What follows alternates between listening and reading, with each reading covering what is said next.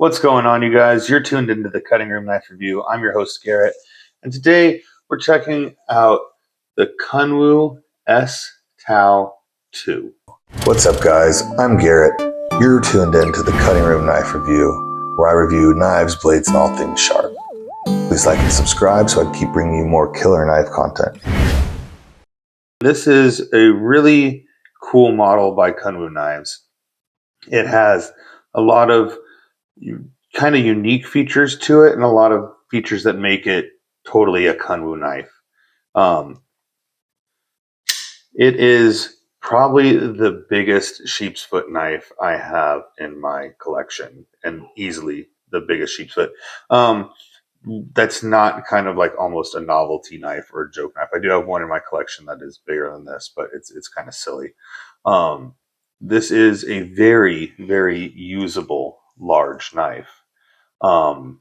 It is quite large, honestly, not by Kunwu standards, but by most everyday carry standards. It's pretty big, and especially for a completely straight blade knife, it's on the larger side. But even with that being said, it's not unwieldy, and it's really pretty easy to carry and easy to use, and just slices like crazy. It is an amazing buy, and if you're going to be getting into Kunwu knives, this is definitely one of the knives that I think that you should check out, that I think kind of flies under the radar for a lot of people. So let's go ahead and take a look at the materials and specifications that make up the Kunwu S-Tao II. So the Kunwu S-Tao II was one of my first introductions to Kunwu knives. After the Padre, I think it was the first knife that I ordered. In fact, I think I got this knife at the same time that I ordered the Padre, and I was not expecting it to be such a large knife. In fact, I was very surprised when it came to learn how large it was. Now, this is a 8.18 inch overall knife. It has a 3.44 inch blade length, and the blade width is 1.28 inches, and the blade thickness is 0.125 inches. So it's got a pretty slicey blade on it. It's still thick enough to do serious work. The blade steel is Vanex on this knife, and Vanex is one of my absolute favorite blade steels. Incredibly corrosion resistant, incredibly durable, holds a great edge, and with this DLC coating on it, it's basically like dang near bomb proof on this knife. It is just a durable steel and a corrosion resistant steel, and being that it has an amazing DLC, Kunwu does one of the best DLCs in the entire business. You're not going to have any corrosion problems on this knife, and you're going to have a very, very durable knife with about a 4.5 inch handle and a 3.5 inch blade. You're really looking at a really easy to carry knife, to tell you the truth. Its handle thickness is 0.58 inches, so it's not that thick through here. It's not thin, but it's definitely not like super chunky. It has a 1.18 inch thick handle, so once again, not like, it's about the right size to fit in your hand. It fits in my hand really well. I'm able to choke up on it, kind of like how I would a Vosteed, where like you have this almost pistol grip where your index finger can come up here on this thicker part of the knife, and your middle finger can fit into this finger groove, or you can hold it back and have your index finger in the finger groove. I find that this sharpening choke kind of keeps the blade away from my hand anyway, so I can choke up on it and still use a whole lot of the blade, or not worry about my knuckle running into the blade path. It's a big knife that is easy to carry. This is one of the most easy to wield big knives, in my opinion. It's just a little bit over 8 inches, and if you know my take on everyday carry knives, I like between 7 to 8 inches overall, between 3 and 3.5 inches in blade length. This knife has just barely gone over the 8 inch mark, and it's almost to 3.5 inches of blade length. So it's actually pretty much within my everyday carry size, on the larger side of it. And it does kind of feel like it's on the larger side of it. This blade feels big for a flat, uh, a straight edge blade. It just kind of does. If it had a curve to it, it might feel not so big. But this is just a lot of flat, um, edge right there. But it's, incredibly sharp Vanex steel, and just does, work when it comes to slicing. This knife is really comfortable, but really big for a sheep's foot. And if you're into big knives, this is probably the sheep's foot for you. It really is. Also, if you're into fidgeting with knives, this knife very well could be the knife for you. Um, we have a titanium handle with its honeydew, with Kunwu's honeydew texture on it. If you look at this texture, it's this really unique texture. I'm not even sure how they do it with the titanium, but it's really cool. It's not too rough. It feels actually fairly smooth, but it's nice and grippy. It's definitely not going to slip out of your hands. It almost feels kind of rubberized at times, but it's not. It's just the titanium. Um, we have ambidextrous pocket clip. The pocket clip is titanium. Uh, we have a Damascus pivot collar, like on almost every Kunwu, just giving it a little bit of pop. It's a frame lock. It has a really stiff detent to it. The finger flick of this knife, you really have to break the detent. Once you do, it snaps right out. But it also has a front flipper and a rear flipper tab on it. And I love how this rear flipper tab is almost just hidden in the knife. It really does not protrude out very much. And the front flipper really fits well with the way the knife looks. I don't think it looks out of place. It reminds me a lot of the front flipper that's on my REK Shaman, just with a little bit thicker of a bit of the blade the Shaman has. But it flips out well from rear flipper. It front flips really easy. Using the finger holes, it definitely takes a little bit more strength. It has a bit of a snap to the detent, but once you get it going, it's really nice and fun to fidget with. It runs on bearings, and it has really good just drop shut action that comes from the weight of the blade. Now, this knife is 5.5 ounces. It's 5.43 ounces, but essentially 5.5 ounces. So it's not a light knife. And a good bit of that is the blade. It's definitely blade heavy, as far as the balance goes. Um, Actually, no, it's not. It's handle heavy as far as the balance goes, as I balance it. But to me, it feels in my hand like the blade has substance to it, and I definitely don't feel like it's cocked back like this. When I hold it, the blade has some substance to it and definitely falls on its own. Uh, that's basically what I was getting at right there. Is that the blade's heavy enough that it drop shuts pretty much on its own without needing any shake or travel. But also, once again, the blade is substantial enough that I feel like I cut through it. It pulls through the uh, material that I'm cutting just fine. I don't have to force it through. Um, all in all, really cool knife, really cool design. Um, it, it it it's obviously a sheep's foot because of the shape of the top, but it definitely has Warncliffe vibes in the fact that it's so straight across the bottom. A lot of sheep's foot tend to have a bit of a belly to them.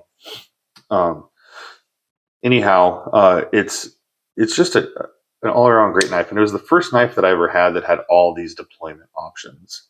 Now, since then, I've had knives like the Caliber, and this Golden Designer Excalibur is basically the same thing, where we have front flipper, rear flipper, and slot or finger hole for deployment of the knife. Uh, this I had first, and it was like the same thing. And I think it kind of does the whole front flipper, rear flipper, finger hole in a cool way. Like this is a very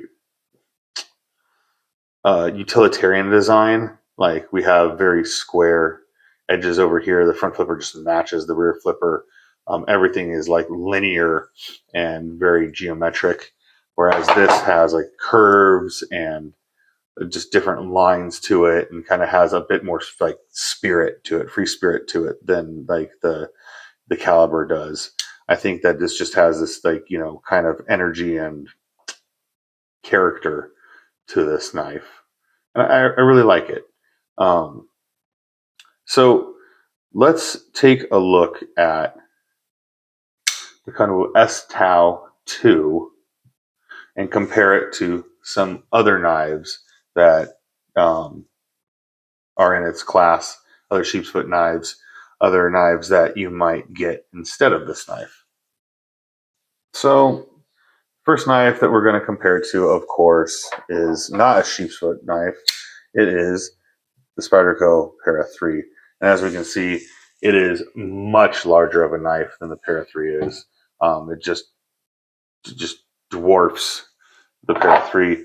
The Paramilitary 2 is much closer to it in size, but even that knife is kind of dwarfed by the S-Tao II.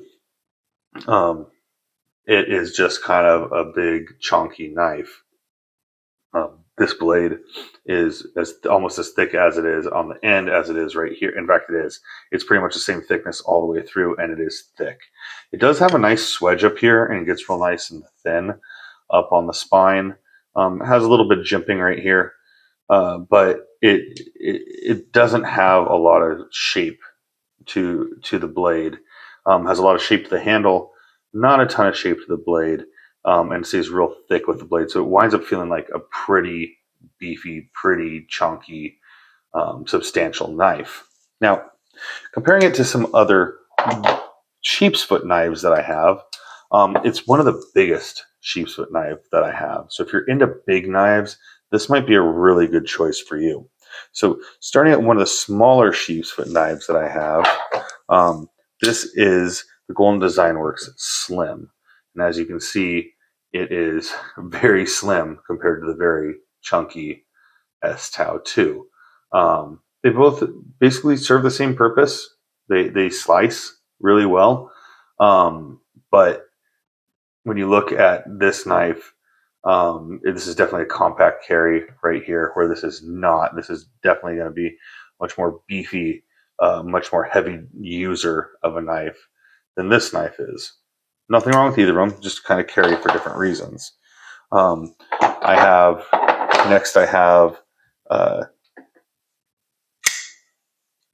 the Devo Fireball 1.5, and you know, once again, it's a much smaller carry, much smaller knife. Kind of get the same vibe. You're going to be doing the same thing with a knife. You're going to be slicing with it, but you know, this knife just holds smaller in the hand. Although I will say the grip of the knife kind of does give similar vibes to it. My hand kind of holds the knife in the same place, just on a smaller scale with this knife. Now,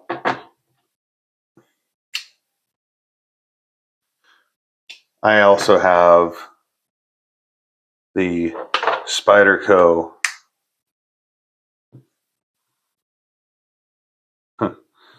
K390 Andela Wharncliffe, which is a very big straight edge knife. And you look at the edge is almost the same on both these knives, but you're going to look how much chunkier and how much just bigger and bulkier this knife is compared to this one.